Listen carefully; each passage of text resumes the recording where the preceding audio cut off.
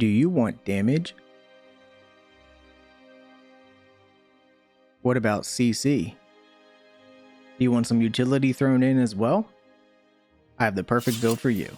Hey everybody, I'm Ronin and welcome to my channel. Recently I had a poll on the channel asking what 1-up-2 build you wanted to see first. My Raging Dual Wielder 1, it's on the channel now if you haven't seen it, link in the description down below. This now leads us to the Bardic Ranger. And when you think of bards, what do you think of? Although I've seen plenty of burst videos mixing Thief with the College of Swords bard for hand crossbows, and it's incredibly strong, don't get me wrong. For me, when I think of bards, I think of a jack of all trades. They are the voice of your party. They can do damage with melee or range. They have high level spell casting, so they can use a lot of really strong spells. They can CC, they can heal, they can do it all, hence jack of all trades. So how can I enhance that? How can I think of a type of build for honor mode that will not only do really good burst, but give everything else we just talked about? And that's when I thought of mixing either Gloomstalker or Hunter from Ranger in combination with the College of Swords bard. This will give you two fighting styles. You'll have your archery as well as dual wielding, so you can go dual wielding up close with weapons or attack with your bow. This will give you high level spell slots. You'll get up to 2 5th level spells, so you can do really good CC or damage or healing with your spells. It really is the jack of all trades, and the burst for it is still incredibly strong, arguably maybe even better than dual crossbows in some scenarios. I certainly hope you enjoy this new build. Comment down below what you want to see next, because I do have some more requests coming, like the Juggernaut, which would be really fun. I have a really powerful Paladin build I'm working on that might be the strongest two-handed build I've ever made to date, so look forward to that as well. I will be covering other games like Dragon's Dogma 2, Wukong Black Myth in the future, so definitely subscribe so you don't miss out on anything new. If you want to become a member, like Suicide Squash here, certainly hit join down below. Suicide Squash, I really appreciate the additional support you bring to my channel. Thank you so much. By becoming a member, you'll get shoutouts like they do in my videos, as well as additional perks when it comes to my live streams. I live stream 11 a.m. every Friday, EST, and occasionally Saturdays. And once we get some more members, I will have member exclusive live streams and videos coming in the future. If you're new, like I said, like and subscribe, because I'm going to have a ton of new content coming in 2024, and I hope you stick around to see. Let's go ahead and break this video down. This is a multi-class between 8 levels in Bard College of Swords in combination with 4 levels in Ranger. This will ensure that you have 3 feats, allowing you to get to max dexterity along with sharpshooter without using the hag's hair. On screen now are my starting stats. As a Bard level 1, you have 8 strength, dexterity 17, constitution 14, intelligence 8, wisdom 10, and charisma 16. Skill proficiencies, pick whatever you like. However, I do recommend perception and at least 1 point in a charisma based thing, whether that's intimidation, persuasion, performance, or deception.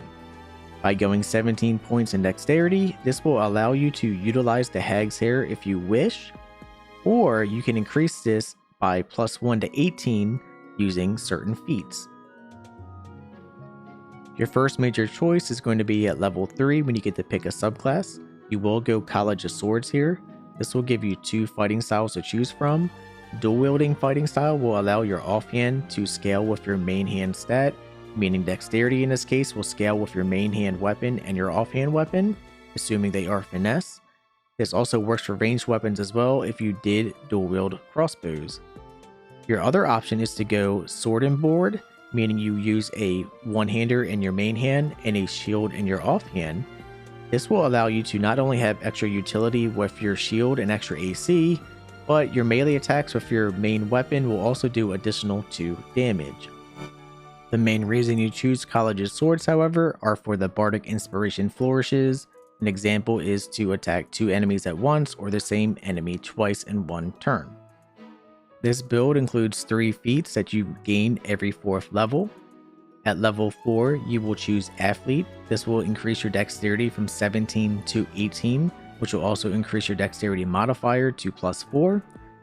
Athlete will also increase your jump distance by 50%. At level 8, you can choose Sharpshooter. This will give you a +10 damage to your ranged attacks with bows, with a -5 penalty to the attack roll. You can toggle this on and off.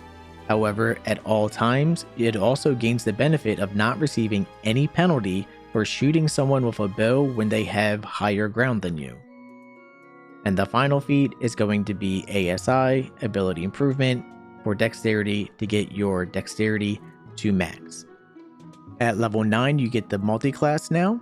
You will go with Ranger. You have Favored Enemy and Natural Explorer to choose from. For Favored Enemy, do not pick Magebreaker. Magebreaker is useless, and the cantrip it gives is the worst spell in the game. Pick any option except Magebreaker. If you want heavy armor, go Ranger Knight. Natural Explorer, if you want to be a little bit more defensive and have resistance to cold, fire, or poison, you have that option. You can get Find Familiar from Beast Tamer, or proficiency with Sleight of Hand with Urban Tracker. Your big choice here for Ranger is going to be what type of Ranger do you want to be. You want to be Gloomstalker or Hunter. You get to choose this at level 3 Ranger for our build level 11. Gloomstalker will grant you Dark Vision if you do not already have it. It will give you bonus action Hide. It will give you Disguise Self spell. And it will also give you Umbral Shroud, an action you can use once per long rest to make you go invisible. It also gives Dread Ambusher, giving you +3 initiative, pretty much guaranteeing you will almost always go first in combat. During that first round of combat, you will get 10 feet additional movement, and you will receive an attack that you can do for free for an additional 1d8 damage, whether it's melee or ranged. The other hand, Hunter gives you a few different choices you can do during combat. The only real choice here is going to be Colossus Slayer. This will allow your attacks to deal additional 1d8 damage once per turn, assuming the enemy's HP is not max. Pick whatever option you think is going to be best for your party. I like Hunter for honor mode when it comes to longer fights. Bosses in most cases won't get one shot like they are in some of the other modes, so Hunter is very handy when you do have multiple rounds. Gloomstalker, however, is still very strong regardless. For spells, you can pick whatever you want, but I do want to point out some spells I find to be extremely powerful with this build. With the Bard spells, you have Longstrider, free 10 movement for you and your allies every long rest. It's a ritual spell, so you can use it outside of combat without a spell slot. Healing Word, it's a bonus action that you can use to heal. Doesn't heal for that much, but it's great to heal a friend in a pinch, proc items that are based off of healing, or if they're in down state to bring them back up in combat. The Whisper spell is very strong, doesn't do a lot of damage, but it is an enchantment spell. And with a ring we'll talk about later, you can use enchantment spells as a bonus action. This is great because you can frighten the creature, giving them disadvantage on ability checks and attack rolls, and when they are frightened, they can't move, which is another fantastic way to CC melee enemies. Tasha's Hideous Laughter, a very strong concentration spell that can affect one target, also enchantment, so can be used with a bonus action when we get to gearing. Thunderwave, this is a nice spell to have in order for AoE knockback. You are a ranged character, so having the ability to knock someone back, not only with your flourishes, but with a spell as well, is very strong. Hold Person, another enchantment spell that can be utilized as a bonus action.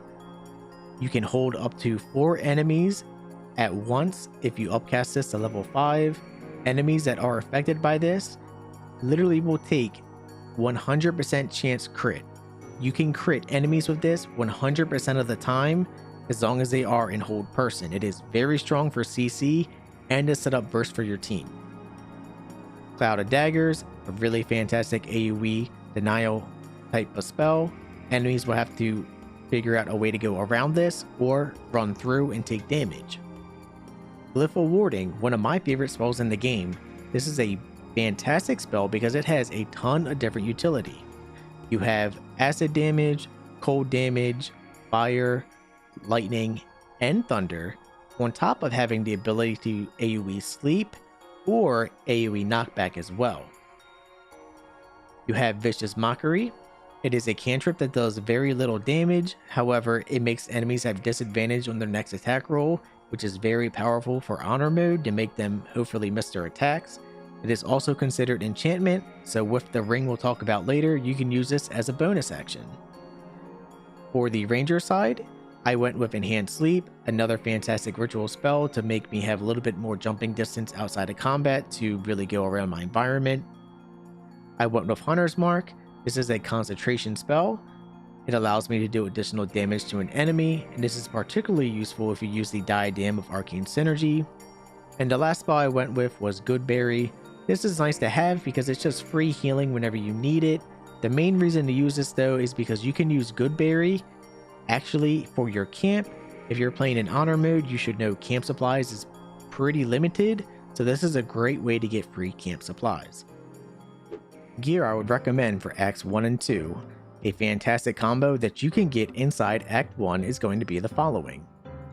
The Club of Hill Giant Strength, a weapon that will set your strength to 19, giving you a +4 strength modifier. Gloves of Archery, a set of gloves that will make you proficient with longbows and shortbows. In addition, your ranged attacks deal additional 2 damage. And the Titan String Bow. This weapon scales with dexterity but adds your strength modifier as additional damage. Your strength modifier is going to be +4. Add the +2 with the gloves. You have bare minimum +6 when you attack on top of your dexterity modifier as well, making this a very strong bow. Once you do get to Act 3, you can replace this combo instead with Knife of the Undermountain King, a really fantastic short sword that will allow you to have higher chance to crit. With testing, this does stack with the Deadshot, a bow you can buy as soon as you get to Act 3. This increases your chance to crit as well. With that combo, you have +10 chance to crit. It also doubles your proficiency bonus when you attack with ranged attacks, unless you have disadvantage, meaning your chance to hit is going to be quite high, and this helps mitigate the negative aspect of Sharpshooter. Another fantastic option, of course, is going to be the legendary bow as well. If you would like to use shields and not dual wield one-handers, the shields I would recommend are going to be the Sentinel Shield, a shield you can get inside Act 2. This will give you a +3 bonus to initiative rolls and advantage on perception ability checks. If you combo this with the Gloomstalker subclass, you are pretty much guaranteed to go first in combat. The Ketheric Shield is great if you want +1 bonus to spell save DC and attack rolls. And the last shield you see here, the Sled Board, is for if you want to be more tanky, giving you Force Conduit every single turn, making melee attacks do a little bit of less damage. The necklace I would recommend here is going to be the Amulet of Misty Step. This will give you Misty Step for free. With this build, you do not learn Misty Step base, so this is my go-to amulet and something you can get inside Act 1. This will give you another Bardic Inspiration charge. This is very useful since we use our Bardic Inspiration in order to do flourishes for extra damage. If you'd like to have gloves that just do raw damage, I would recommend the Flawed Helldust gloves, the Dark Justicier's gauntlets, and once you get the Act 3, the Helldust gloves as well. For your cape, the go-to is Cloak of Protection, or you could go with Cloak of Displacement.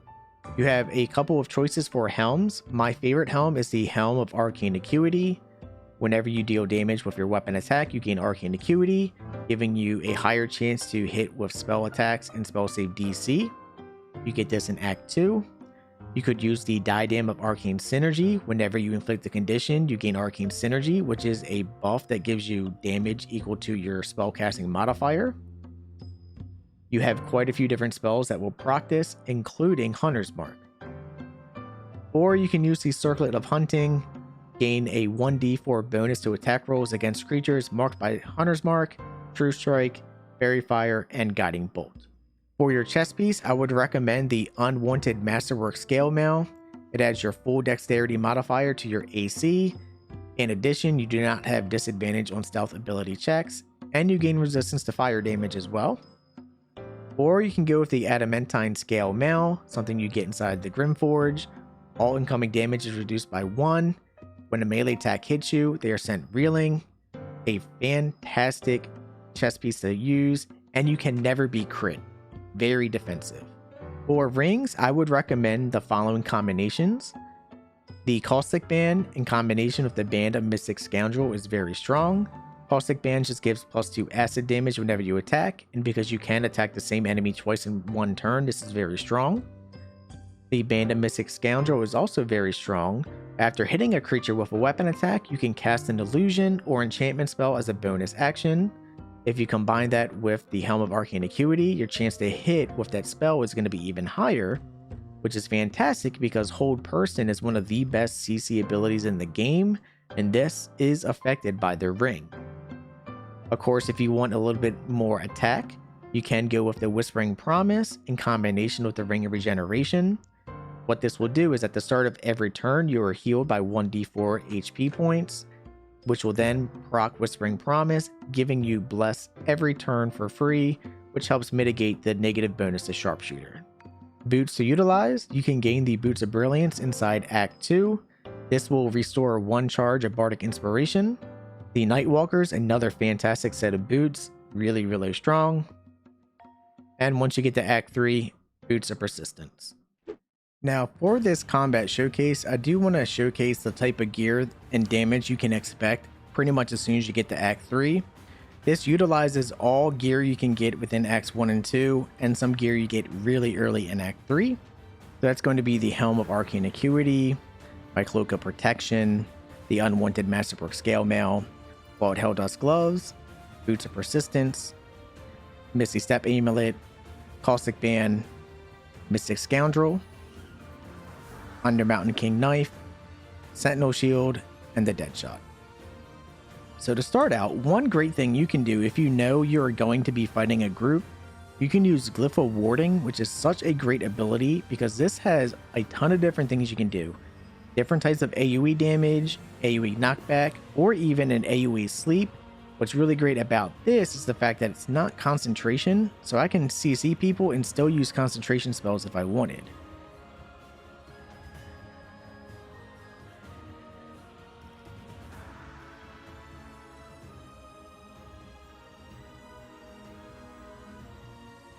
And you can see I actually knocked everyone asleep except for that target here, and he did come by and he did wake up one character. But now that it's my turn, I'm going to go ahead. I want to get a lot of damage in here. I don't like this ranger. Rangers are a little annoying, so let's go ahead and attack him with one of our flourishes. One of the best flourishes here is going to be the flourish to hit 2 enemies at once. And it does state that this is 2 different enemies, but I can use it on the same enemy here. Get some double damage in. And you can see I'm about to crit him with an 18, showcasing that the knife and the bow do stack. And he was completely wiped out. Some of the damage I did to him, if you want to see, it's a mix of my first attack with Sharpshooter, the second attack with Sharpshooter that crit. I had the 5 piercing from Colossus Slayer as well, plus the acid and fire damage too. And then of course he was finished off with Call of the Week, a really fantastic ability, but you want to be careful and make sure you only have that toggled on when allies are not within range of that character. So now that he's gone, this target here is still awake. What we're going to try to do now is actually use one of our bonus actions and use a 5th level spell. So because of the Band of Mystic Scoundrel right here, I can use illusion and enchantment spells as a bonus action. This is going to be a few different things. This will include our cantrip right here, the Vicious Mockery, which is nice because this will make the creature have disadvantage on their next attack roll. So this is great if I just want to attack someone knowing they're not going to die, then I can use this on them afterwards to help them mitigate their damage. Hopefully they miss. I could use Tasha's Hideous Laughter. I could use Dissonant Whispers, or I could go with Hold Person. And when upcasted to a 5th level spell, which we have access to 2, I can hit 4 different targets. So let's go ahead and hit 2 of the ones that are awake for sure. And you can see I have 4 stacks of Acuity, so hopefully this will hit them. And we'll go ahead and hit some people that are asleep as well. And you can see I almost got everyone. I got 3 of the 4 that I targeted, which is really nice because that means I can now double up on this character here, which is what I'm going to do now. So I'm going to go ahead and use my flourish again to attack him twice. I'm going to get the guaranteed crit from Luck of the Far Realms here just to showcase it's really nice for on-demand burst when needed. So he's gone. I'm going to go ahead and move and get myself in position, ready to hit both of these guys on my next turn.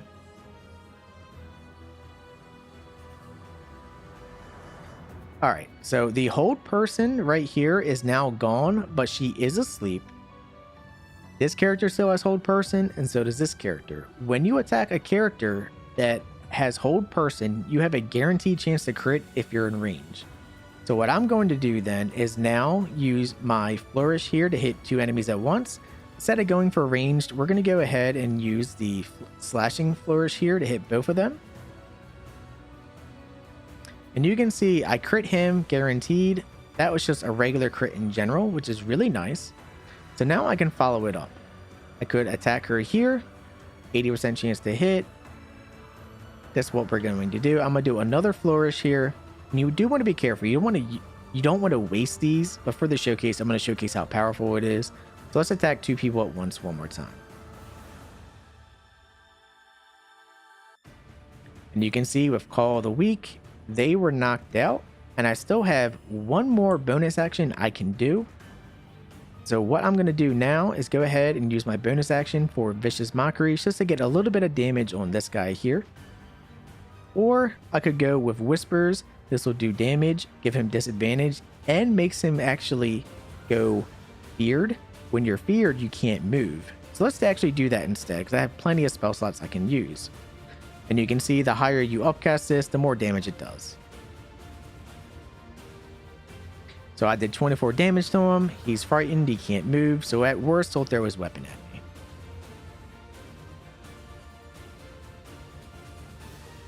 Alright, so I have one more Bardic Inspiration that I can do. Just to showcase, you have the ones where you can knock enemies back and then teleport to them. You can increase your AC by +4, or you can hit multiple targets at once.